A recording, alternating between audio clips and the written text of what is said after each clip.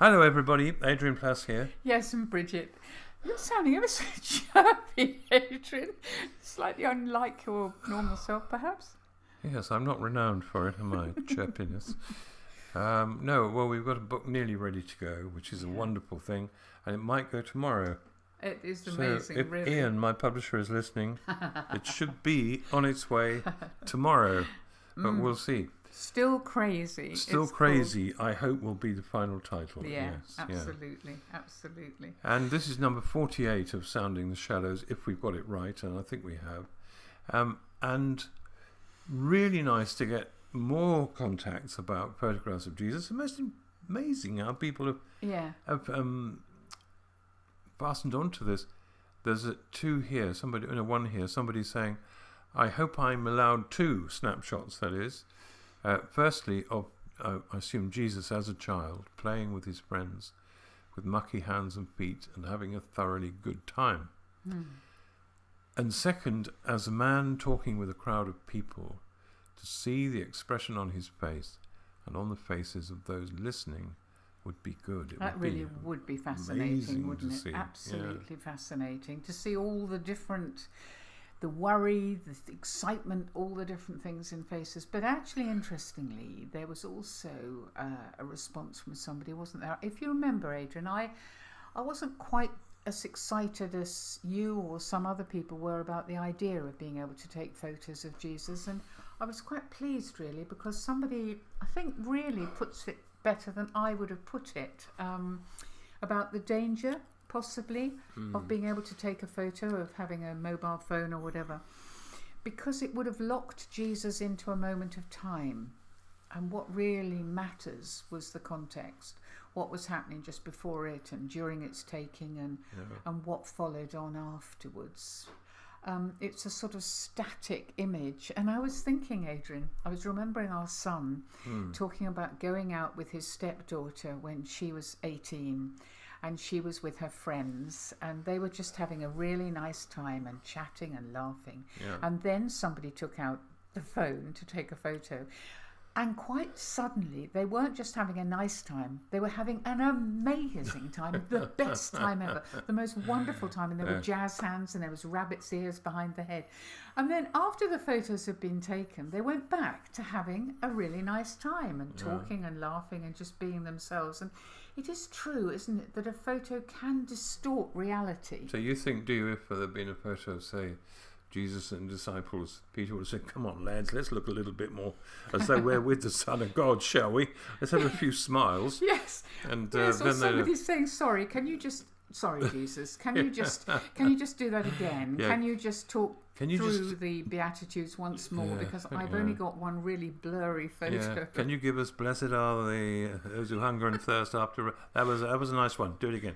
No, I don't. Yeah, there are all sorts of problems, obviously, with it, Well, of course, our papers in the UK this week are full of pictures, and they're not quite as bright as they might have been, because if you're not in the UK, you might not know, coinciding with us being able to be out and go to restaurants outside and to pubs outside, it's been raining, it's been snowing, it's been hailing, and most of the pictures are of people huddled under umbrellas in the freezing cold. I think there's a determination, isn't there, to do something that's fun, to celebrate. Now, I had a meal with, as you know, with our daughter Kate this week, and it was a little bit difficult because we were in a sort of outside a restaurant where they'd rigged up a covering, and we took a few minutes just trying to sound as though we were really happy to be there. Wondering why you were there? Well, sort of, yeah. And we were after a bit, but it was a bit odd.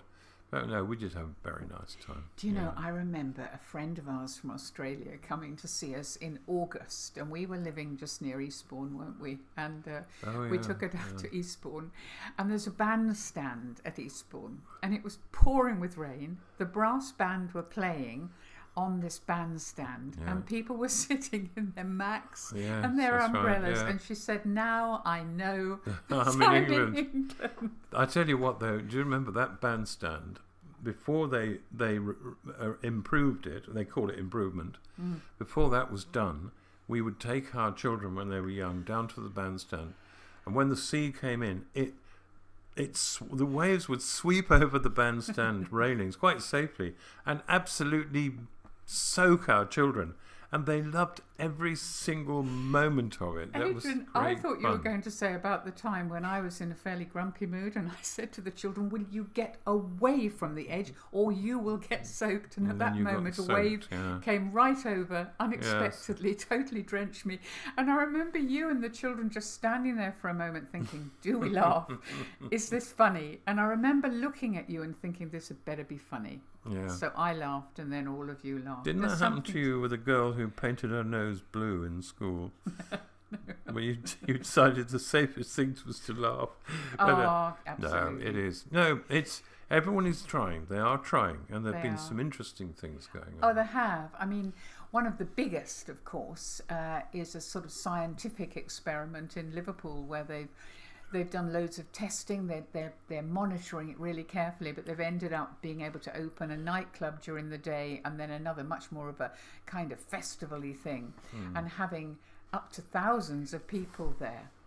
And you know, when they interviewed quite a lot of these young people, what interested me, Adrian, was not that they said, oh yeah, well, we just want to get there and I don't know, be drunk or whatever. They were saying we want to be alongside people we don't know. We want that feeling Yeah, it's of interesting, being isn't it? part Yeah, of something yeah. bigger than us and Yeah. all singing the same thing. Yeah. I thought that was really You interesting. think that's the same at the big Christian dues, the spring harvests and things I like that? suppose to some extent it is, because they use the term, don't they, all singing from the same hymn sheet, but I Yes. suppose you are caught up in something. Yeah. Are there dangers in that?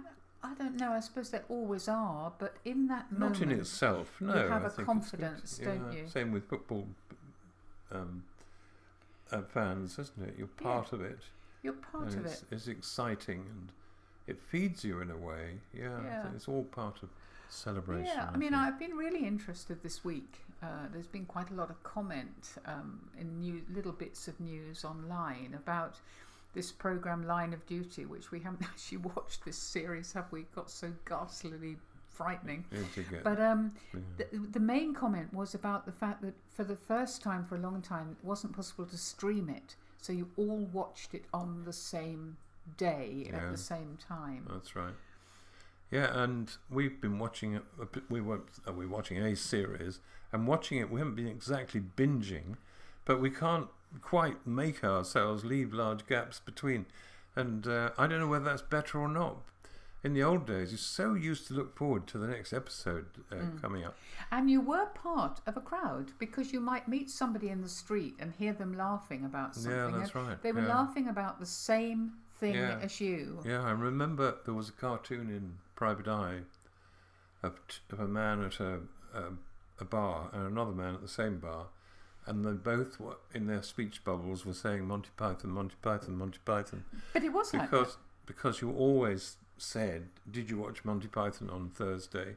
Because it was all so shocking and different then. Yeah. The Dead Parrot, Yeah. which is now seen it so many times that I don't ever want to see it again. But it was but there was a togetherness about it. You're There's right. a togetherness Yeah. with people you had no idea who they were, and you would never Yeah. speak to them again, really. And the great silence that fell when Muhammad Ali was fighting, was it Joe Frazier? I'm not sure. Well, you And, and I were walking across this square, which was normally quite crowded, Yeah. and there wasn't anybody there at all, was No. there? Same after the death of Diana, Yes. when the streets were very, very quiet. Yeah. And I've never known anything quite like that No. before. It was very No. strange. I mean, I remember one lovely thing that is the same type of thing. Do you remember we were in Normandy and it was the World Cup and France was playing? There was nobody Yeah. about. There never does seem to be anybody about in villages in France.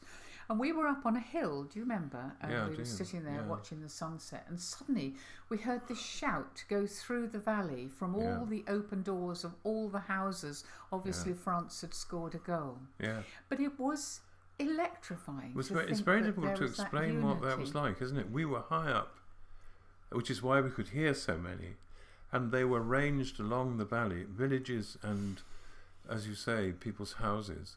And because the goal was scored by France, it was as though the world had erupted. Yes, yes. and we did know what it was, but it was a strange experience. Yeah. Now, all this talk about photos and pictures, but I like to imagine those chats, like you said about the Monty Python.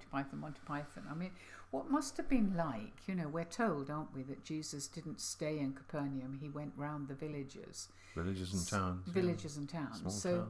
Presumably, he also left those villages and towns in order to go on to the next one, and it's an extraordinary thought of what that would have been like the day after he'd been there. Yeah, I wonder if people believed the ones who'd seen and heard, and they hadn't, whether they'd have said, "Oh, come on, tell me another one." Yeah, but these would have been quite small, these villages. I suppose they would, so it will have been Sid who's walking. Yeah. I mean, it will have been, somebody's brother-in-law who can now see who couldn't see. Well, we learned, didn't we, when we were in Holy Land on our one trip, that in Jesus' hometown there would only have been about 60 people there. Yes. So and somehow you imagine a swirling crowd, don't you? But it's interesting. Yeah.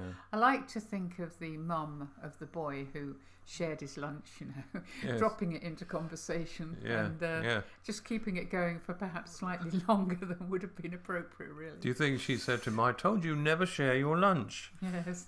Well, she may have said that beforehand, but afterwards I think she would have, "Oh yeah, well, he's always been very generous with his food." Or maybe he didn't eat his food regularly, and she said, "Where's your food?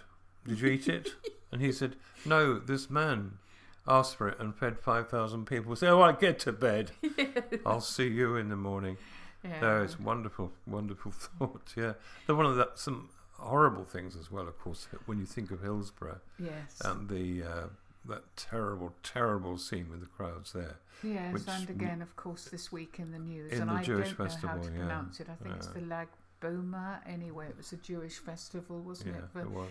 Traditional Jews, and just the most awful things happening because of being squashed in a very small area and people getting trampled. It's just the most awful, awful thing. Which reminds me, people are very surprised, because I had never known it before, about the fact that there is a point in the Gospels where it says the crowds were so great that they trampled each other. Had you ever noticed that before? What do you mean, to get to Jesus? To get to Jesus, yeah. I mean, that's actually happened in Africa with some Christian meetings, but I'd never noticed it before. I'm pretty sure it's in Matthew's. We don't notice it too many times in quite a lot of churches they nowadays. They don't have that problem in our parish church, I don't think. People being trampled on their way. No. On their way in.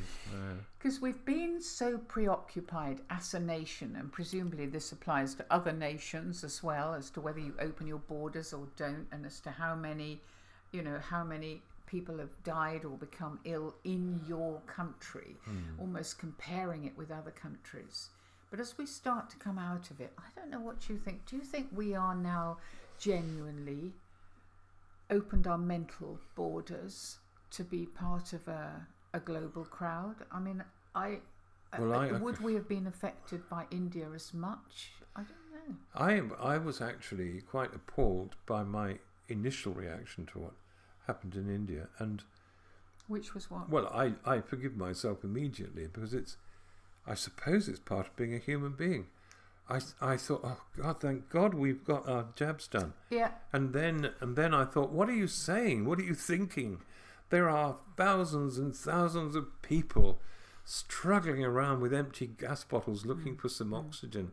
And I think since then I have felt it very, very badly. We mentioned it last week very deeply. They are terrible, terrible scenes, and I hope people are contributing to that, because they do need a lot of support financially and in other ways. I think the whole crowd thing and being part of a crowd has almost put a new spin on heaven for me. I know you've always talked about your worry about being a bit bored. Well, it's a great chorus, but I don't want to sing "Shine Jesus Shine" for the next 10 million years. I mean, I think some of the images that were used by Jesus and others are suited to the time, probably, but to be in a gold city wearing a gold crown and a white robe doesn't quite turn me on. But I think it might be a little more interesting than that. Well, you know, just thinking about everything we've learned about the need to and the joy of being with people who believe or who are interested or passionate about the things you're passionate about, whether you've known them in the past. That's sort of made me feel the whole thing is much more active and exciting, really. I'll tell you what I like the idea of. You know, we said about the villagers. I like the idea of Jesus sort of coming round to your bit in heaven and having a little chat. Do you think he will? I hope so. I really hope so. I like the idea of being able to meet some of the prophets, and I like the idea of being with family who are there. And I don't know, I think it's pretty exciting. I mean, God said he wasn't willing that any would be lost, didn't he? So presumably he's hoping for a massive that's in crowd. Peter, isn't it? The first book of Peter. Yeah, I had a dream the other night about your mother. And, really? Yeah. Who was a very good person, wasn't she? She was. She was one of the old-fashioned Christians, wasn't she? She was. She believed in duty and loved those she looked after, and she was great. But in my dream, she was alive and well, and I turned to you in the dream and I said, "Look, it's all true. Look, it's all true. There's your mother." And then I think I woke up, but it was a strange. I do have the faith in that. Having said that, Adrian, I do remember the moment when she died, because she was living with us and she died with us, didn't she? Yeah, and I think because I knew her faith, that the moment that she died, I thought I would feel total and complete confidence. And I remember thinking, you know, I drove all over the world, really, haven't I? But when I drove from Norwich to my parents' house to home, my mother always says, "Well, will you give me 3 rings when you get home?" And I sat there with her and I thought, "Oh, Mum, I wish you could just give me 3 rings to tell me that you're there." Yeah, it would be nice. I felt the same about my mother, I must say, and I had several dreams about her as well. It's I don't know. I think of all these people all over the world, millions now, have died through the virus, have died in an early part of their lives, many of them. Some when they only had a little time to go and they wanted to use it to be with people they loved. And I have to say, I just sometimes say to myself, where are those people? Where are those people? I think back earlier in last year, we were talking about the autumn leaves in springtime. You know, the people who died in springtime, and they should have died in the autumn of their lives. And I want people to be back together again. I want to see my mother and your mother. And several people, and there's some people I don't want to see, but because of my transfigured state, I will probably be overwhelmed with pleasure. I'm just looking, Adrian, even as we're talking, at a huge picture that we've got on the wall, which our son gave us, which is a Monet picture celebrating Bastille Day in Paris, and it's in Rouen Museum, isn't it, where we actually saw the painting. And I thought, if heaven is like that, you know, it is crowded, it is busy, there's flags everywhere, and the thought of the angels and all our friends, the people who've gone before, all waving their flags as we arrive, that would be pretty nice. It'd be great to look over the heads of the crowd, wouldn't it, and see someone you know, and make really your way laboriously towards them. It really would. But I'd be interested to know what people's view of heaven is, because I don't think we've ever asked that. I mean, what happens after you die? But Christians who are I'm only laughing because hopefully that is one thing people can't answer it by next week. No, I know. I mean, I hope they are able to answer it. I mean, Christians, Muslims, everybody has a view of what ought to happen or will happen. Just at the moment, I am hurt by the idea that anyone should be lost. I know.